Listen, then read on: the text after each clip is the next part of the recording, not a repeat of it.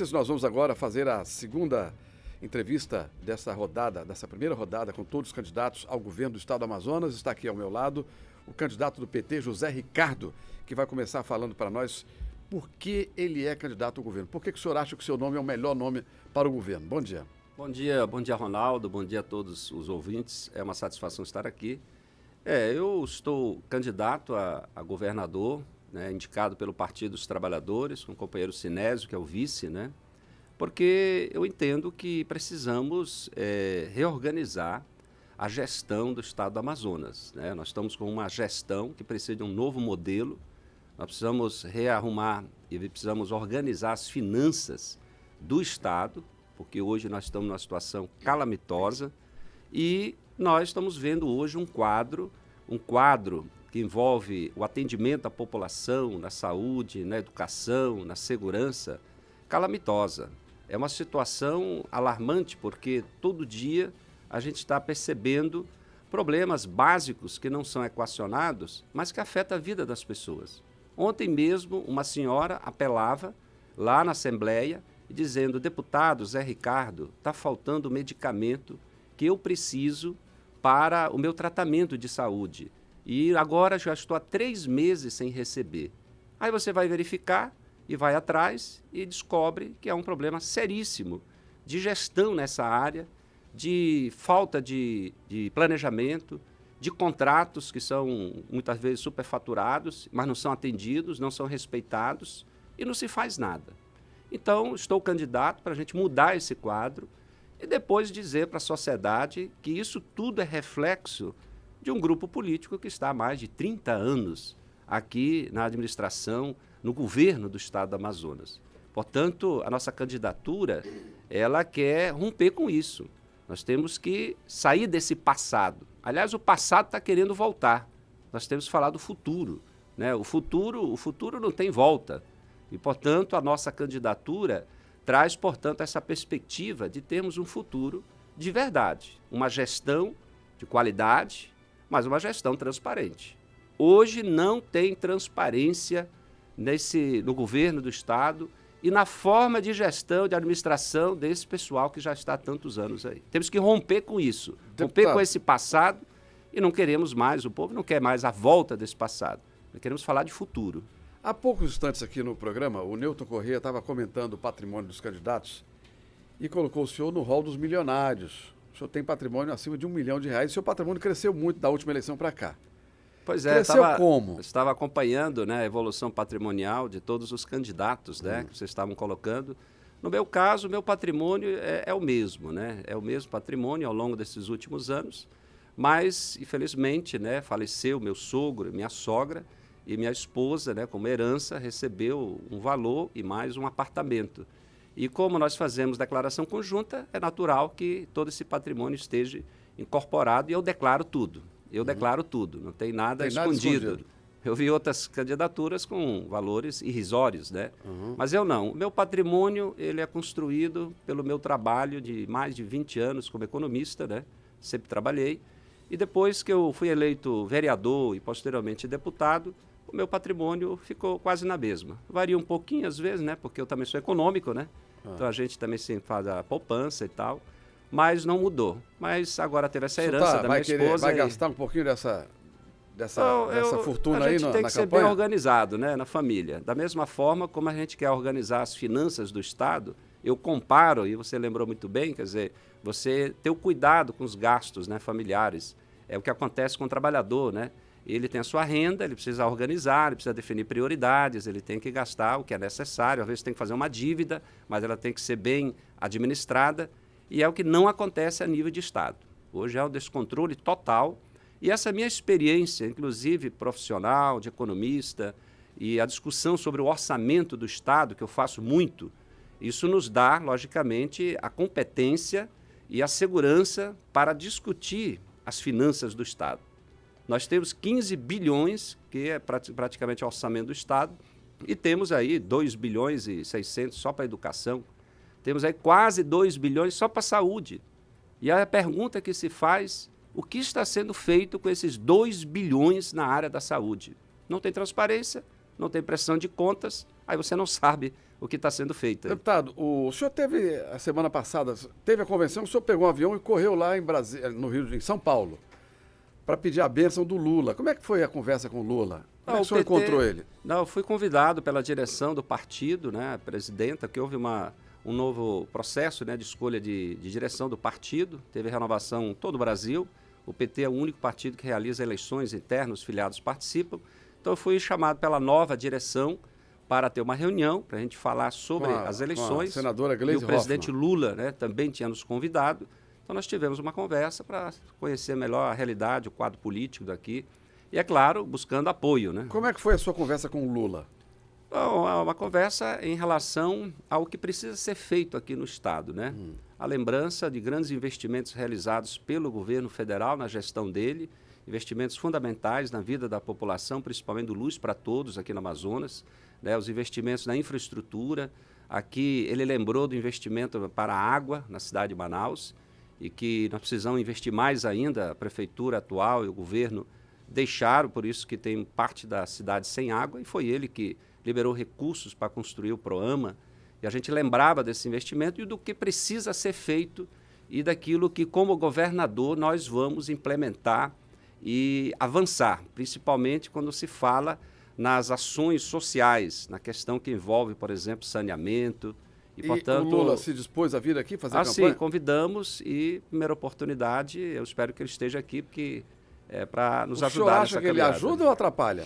Não, o povo tem o maior carinho e o reconhecimento por tudo que foi feito aqui no Estado e no Brasil. Não é à toa que o Lula está em primeiro lugar nas pesquisas e o reconhecimento da população por tudo que ele fez para melhorar a qualidade de vida da população. E por que o PT está com uma chapa puro sangue?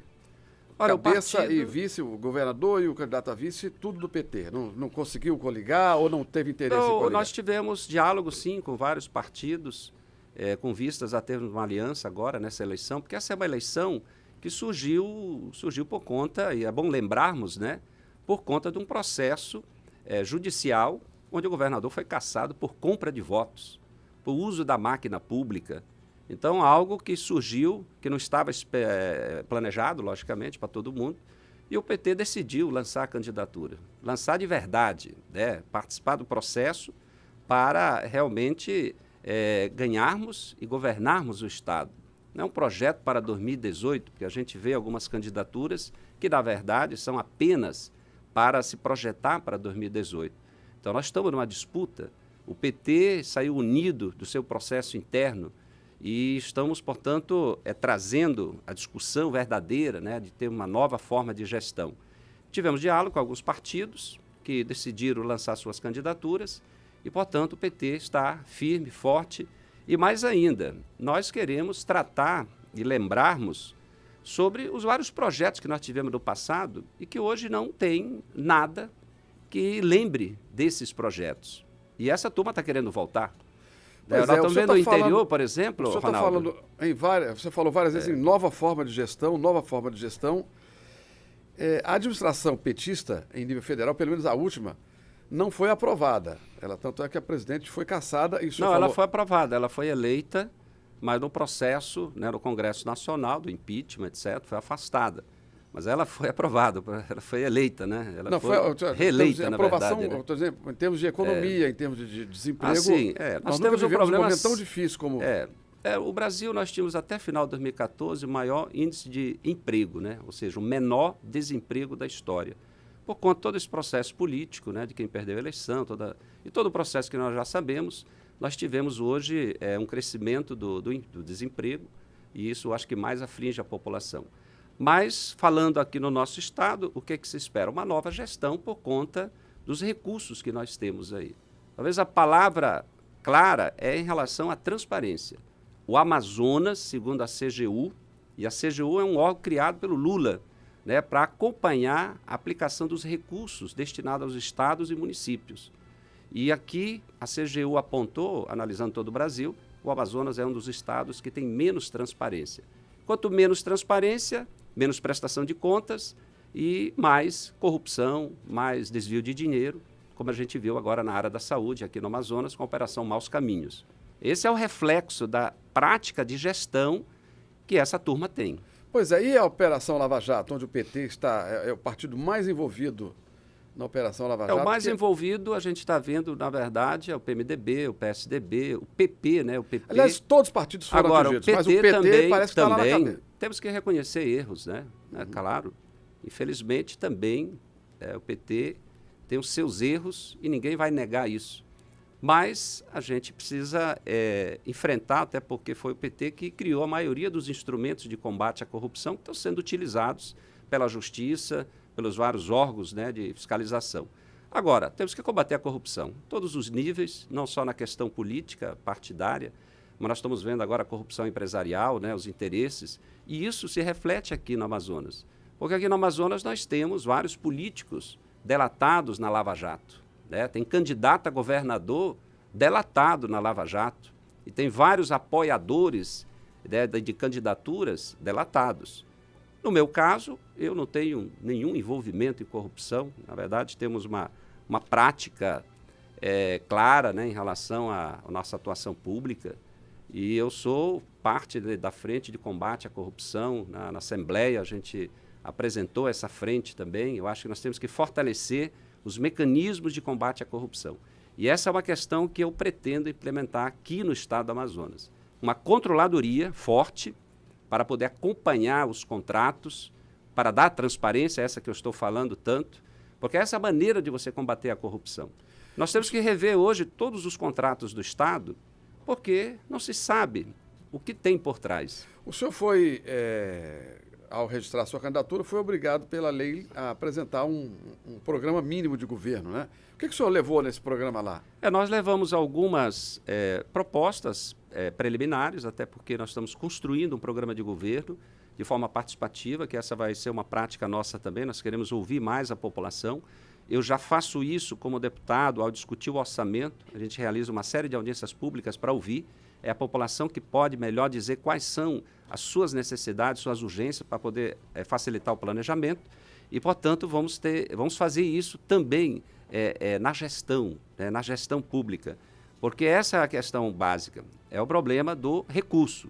Então, a controladoria é uma necessidade, nós temos que criar mecanismos para divulgar isso, portanto, a transparência significa as pessoas terem acesso à informação de verdade. Então, isso nós colocamos no programa de governo. Estamos detalhando e estamos vendo, claro, propostas para a saúde, para a educação e para a segurança, que hoje é um dos maiores problemas. Temos muitos profissionais... Alguma proposta específica para a segurança? Nós temos que valorizar os profissionais da segurança, começando por aí, né? Porque tem que se cumprir a lei. A lei não está sendo cumprida em relação aos direitos que tem dos trabalhadores da segurança, os policiais. Mas também nós temos que fazer um processo das condições de trabalho, da infraestrutura, de um trabalho mais de inteligência que envolve a área da segurança, de corregedoria também, para você também valorizar o bom policial. Portanto, tem várias propostas. Inclusive, essa semana teve uma audiência na área ribeirinha e uma das cobranças que eu defendo há muito tempo, que se pretende implementar, você tem que ter uma polícia fluvial também. Hoje não tem. Eu já visitei todos os municípios do estado, fui visitar todas as delegacias, assim como fui visitar todos os hospitais e todas as escolas na sede do município, e você constata isso. Polícia hoje tiver que fazer alguma operação, alguma coisa na área ribeirinha, na área fluvial, não tem embarcação. Então você vê como deixar a segurança aqui do nosso estado. Se a gente fizer uma pesquisa, ouvir o povo sobre problemas, vamos falar em segurança, acredito que esteja em primeiro lugar, e o segundo lugar é emprego. Qual é a política de geração de emprego do PT? Olha, primeiro nós temos que lembrar que a Dilma prorrogou a Zona Franca de Manaus. Eu acho que essa foi uma das decisões mais importantes do compromisso que ela teve. O Lula antes tinha prorrogado 10 anos, ela 50 anos. Significa o quê? Que nós temos a política de incentivos.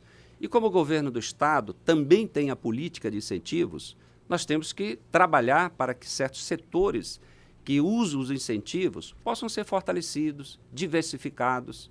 Eu trabalho há mais de 25 anos nessa área. A gente sabe que a geração de emprego do polo industrial, ela depende muito da economia brasileira. Mas nós sabemos que os incentivos podem ser utilizados para outras áreas, outros setores da economia. Por exemplo, o Amazonas poderia ser o maior produtor de pescado do Brasil, quem sabe para o mundo também. Mas hoje é uma situação vergonhosa. Essa turma do passado que está querendo voltar, eles não souberam nem garantir a produção de pescado. Tanto que hoje, boa parte do peixe vem de Rondônia, de Roraima. Farinha, melancia, banana, a fécula de mandioca, que é usada no distrito, mas que é usado no dia a dia na tapioca, que nós comemos ali, nas feiras, vem de fora, vem de outro estado. Olha a incompetência dessa turma que está querendo voltar, está querendo continuar a voltar. Nós temos que acabar com esse passado, nós temos que falar do futuro, e aí a gerar emprego também, valorizando, nós temos que cuidar melhor dos pequenos empreendedores.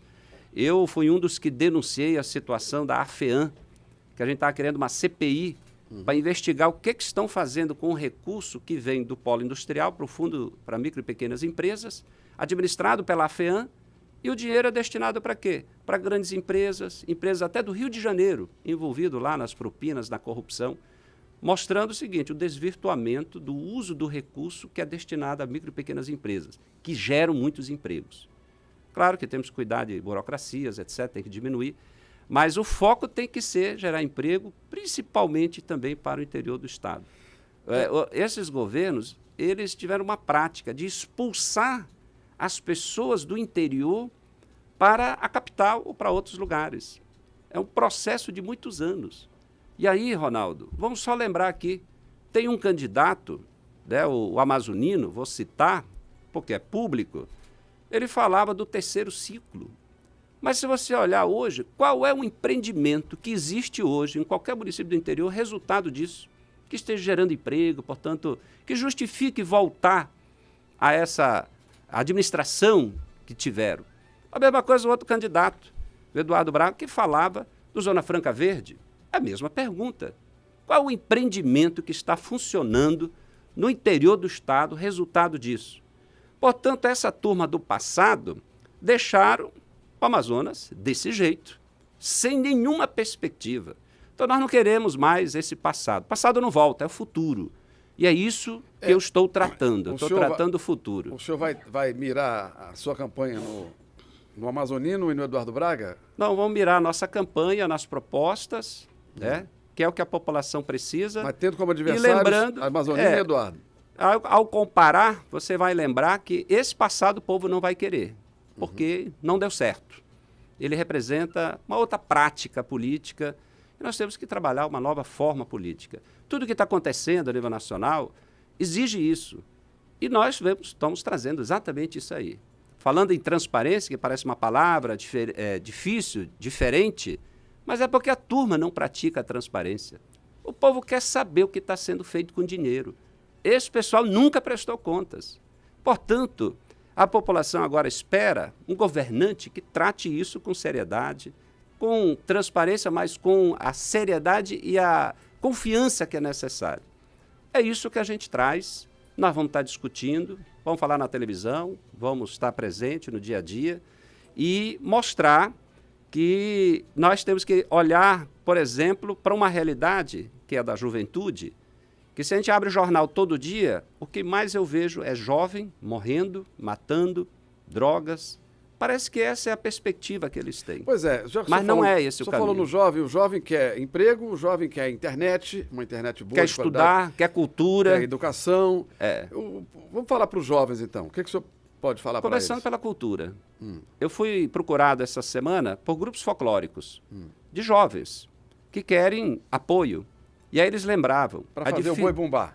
Então, para fazer apresentações culturais, festival folclórico, né, período junino, você tem várias outras formas, mas isso vale para dança, vale para música. Hoje não tem uma política que garanta o apoio. Hoje o dinheiro vai tudo no entorno do Teatro Amazonas. Ao longo dessas últimas gestões, sempre foi isso. Essa turma que quer voltar. Nós temos que mudar isso. O jovem quer ter o espaço da cultura, quer ser valorizado, a periferia. Não dá para ficar de pires na mão, como está hoje. Nem prefeitura, nem governo abre portas para essa juventude criativa que nós temos aqui no nosso estado. Nós estamos sendo ouvidos nesse momento em Coari, através da nossa rádio lá de Coari, em Parintins e toda a região metropolitana aqui, ao vivo. Que propósito o senhor tem para o interior, para desenvolver o interior? Nós temos para o interior, o primeiro olhar é nós ouvirmos o interior. eu recebi, inclusive de Coari, que várias pessoas me mandaram sugestões para incluir no mandato. Nós queremos primeiro ouvir. Eu quero que em Coari se reúna a sociedade, os segmentos, prefeitura, vereadores, os padres, os pastores, os estudantes, dona de casa, para discutir propostas para incluir no orçamento do Estado. Embora Coari é um município que tem uma arrecadação boa também própria por conta dos royalties. Mas nós podemos estar falando de outros municípios, como Tefé, podemos estar falando de municípios lá da região do Juruá, que sofre muito e que, portanto, tem demandas mais urgentes. Nós queremos implantar uma forma que, a partir do município, venha aquilo que é prioritário e o governo possa executar. Porque o dinheiro não dá para tudo, então você tem que definir prioridades. Quem vai decidir isso? O próprio município. Eu já faço isso como deputado, ouvindo nos bairros sugestões que a gente transforma em emendas ao orçamento. Agora, como governador, não, nós vamos ouvir, vamos colocar no orçamento e vamos executar. Dessa forma, você está dando uma atenção ao interior. Deputado Zé Ricardo, e como é que está a campanha em nível de estruturação? O senhor já tem a produtora de vídeo, já tem o marqueteiro contratado? É marqueteiro, né? O senhor vai trazer quem? Não, nós temos apoio. Nossa campanha sempre é uma campanha muito pé no chão, né? Recursos, as doações de pessoas físicas. Você vai gastar quanto na campanha? Não temos uma ideia exata, né? Não fizeram o registro lá no TRE? Não, o TRE não precisa colocar valores. O TRE só fala de limites que um candidato pode gastar. Quanto é que o senhor colocou lá no limite? Não coloquei nada, porque não é mais exigido. Ah, não? Não, tá nós temos agora? um planejamento mínimo, que nós temos que garantir o recurso para a produtora, temos que garantir para materiais impressos, e garantir você ter o mínimo para se deslocar. O restante é militância, é o apoio das pessoas voluntárias. Todo dia tem pessoas ligando, mandando mensagem, querendo apoiar, pedindo material. As pessoas estão na esperança do Zé Ricardo, dessa candidatura. Carinhosamente, inclusive aqui em Manaus, as pessoas me chamam do homem da Kombi, porque essa é uma prática... O senhor herdou a Kombi do Praciano, ele deu para o senhor aquela Kombi ou ele emprestou? A prática do Praciano. Né? A Kombi é minha, que eu comprei, parcelado, tudo pago, né? A Kombi dele já está bem velha e não aguentava. Kombi. Era outra Kombi. Por que o PT gosta de Kombi? Não, é um símbolo assim? O Praciano começou essa prática simples de prestar contas nos terminais. E toda semana, em cima da Kombi. Subia na Kombi. Quando eu fui eleito vereador, e ele também, naquela época, depois ele foi eleito federal, ele me convidou para fazer a mesma coisa, aprendi com ele, e a melhor coisa que tem é você prestar contas. Faço isso toda semana. Vereador, depois fui eleito deputado, fui reeleito, mantenho essa prática. É um simbolismo para dizer o seguinte: o político tem que prestar contas. O político não tem que ter medo de falar de gastos, de despesas. O político tem que estar aberto de verdade para a sociedade. E não se esconder como e é que se seria fechar. o governador Zé Ricardo? Ele ia despachar no palácio? Eu acho que andar de jatinho, nós temos. Como é que seria? Nós temos. Bom, para o interior do estado, se a gente for falar, tivesse mais tempo, eu vou falar qual é a realidade do interior do estado. Imagine que hoje nós temos municípios que nem pista de pouso tem. Não tem nem pista de pouso. E os que tem? O senhor ia usar um jatinho? Aí no interior você tem lugares de acesso aéreo, tem lugares de acesso fluvial. Né? Como governador, claro que você tem que circular em todos os municípios, os meios possíveis para chegar. Mas nós temos que exatamente trabalhar isso. Nós melhorarmos a questão do transporte fluvial, aéreo, além da comunicação. Porque hoje não tem como falar em desenvolvimento. E essa é a herança deixada por essa turma que está querendo voltar. Não tem comunicação. Ronaldo, como é que você vai falar de desenvolvimento? Não tem comunicação. Não tem comunicação.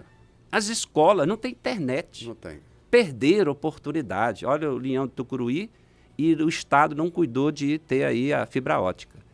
A Dilma colocou um investimento agora que o Exército está construindo para levar a fibra ótica aí ao longo do Rio Solimões, Coari, Tefé. O objetivo é toda a calha dos Solimões. Nós estamos muito atrasados. Então, esse é o papel do Estado. E a minha prática vai ser essa. Nós vamos ter que ter um olhar para o interior especial. Agora é a prática da transparência. Eu vou insistir nisso, porque do passado, essa turma do passado não tiveram, não vão ter. Nós queremos tratar do futuro. Né? O futuro, ele não tem espaço para esse passado aí. E nós vamos tratar isso com a seriedade que é necessária, com a prática que a gente tem, como você está aqui lembrando. Essa questão da Kombi, de estar em cima da Kombi, é isso, é prestar contas. é o político aparecer. Porque o povo está dizendo, o cidadão é eleito, depois ele some. Né? Não é isso? Bom, eu gostaria de facultar aqui o senhor os minutos finais da nossa entrevista para que o senhor se comunique diretamente com o eleitor, dizendo por que o senhor é o melhor candidato e fique à vontade para as suas Eu queria considerações finais. só, primeiro, agradecer, mas dizer o seguinte, vamos tirar essa turma que está há 35 anos no poder e que deixaram o Estado falido, vamos tirá-lo? Vote no Zé Ricardo, no 13, no Homem da Kombi. Vamos tirar, né? Vamos acabar com a falta de transparência. Vamos saber o que está sendo feito com o dinheiro público. Vote no Zé Ricardo, no 13. Vamos discutir esse orçamento com o povo, ouvir a sociedade. Vote no Zé Ricardo, no 13 aí. Vamos discutir, vamos implantar uma política de moradia para tentar acabar com as invasões ou ocupações. Vote no Zé Ricardo, para a gente começar a implantar algo novo aí. Vamos tratar a segurança como algo de política pública, como algo que tem a ver com polícia e sociedade, não polícia apenas da questão hoje de repressão. Vote no Zé Ricardo, para a gente tratar disso. 13, o Homem da Kombi. Portanto, vamos acabar com os esquemas que a gente está vendo hoje dos contratos de terceirizados que estão enriquecendo meia dúzia de empresários e deixando trabalhadores aí sem perspectiva da área da saúde e a população. Vote no Zé Ricardo, número 13, o Homem da Kombi aí. Eu já vi que o slogan vai ser o Homem da Kombi, né? Pode ser, pode ser no Zé, né? Deputado, um grande abraço, muito obrigado e boa sorte na sua campanha. Obrigado, Ronaldo, obrigado para toda a equipe, abraço para todos e todas. Nós vamos ao intervalo e voltaremos daqui a pouco. Amanhã tem Eduardo Braga aqui nesta cadeira. Até já.